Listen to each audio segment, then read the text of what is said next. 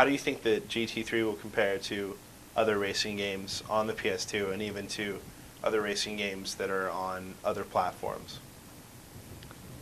The looks. I mean, nobody can beat this game. Obviously, it's the best looking game.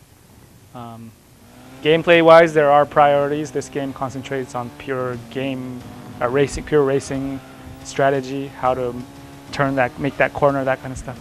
There are other priorities on other games where they shoot for the license. They go for the license that they have, like NASCAR or Le Mans or whatever. Or some racing games go after the more fun aspect, like crashes or shooting bullets or whatever. But this game is pure car racing game, and in that aspect, I think nobody comes close to this game yet.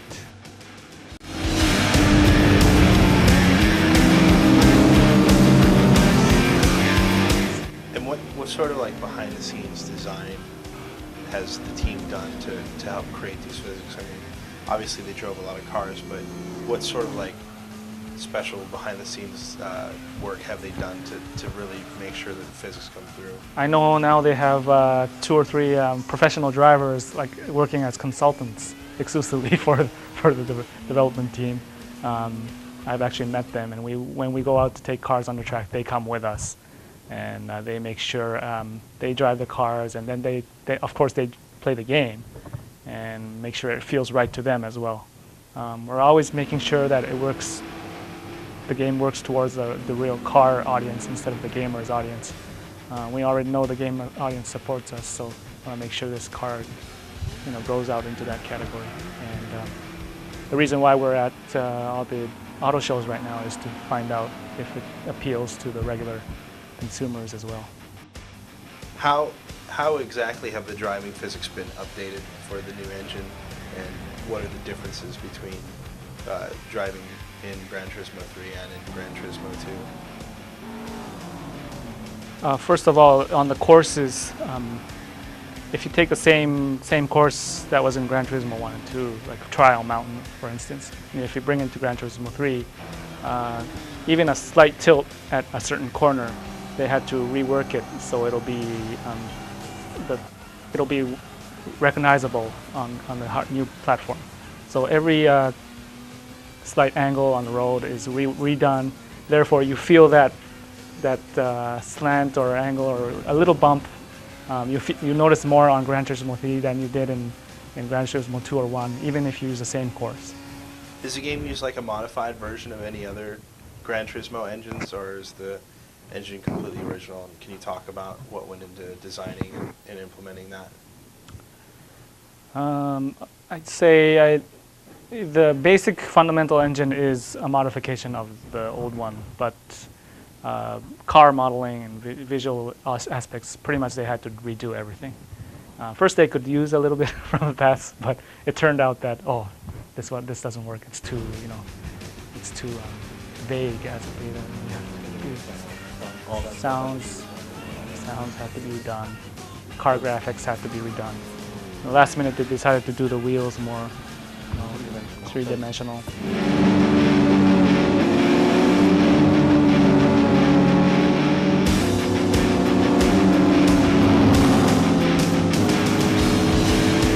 What was done to model the tracks? I mean, the real tracks. Right, and even the tracks that are fictional based on real life locations. What went into actually creating those tracks in the game on the PS2? First of all, they created their own course modeling program. I think they spent a lot of time on that to make that tool for the PlayStation to create the concept course art into 3D modeling. They have their own tool that works brilliantly, and of course they won't never disclose to anybody. That's what they used for the fictional fantasy courses. But for like Laguna Seca, I mean, we had the track for 2 or 3 days, and the course designers came here. They walked. They walked the course, and they took hundreds of pictures. Tasted dirt, made sure everything's right. How many different weather effects have you guys worked on for the game? Right now, on the rally mode, this is not a weather effect, but you see the dust kicking up. That's a new effect. The rain or the wet road effect is something new. It's beautiful.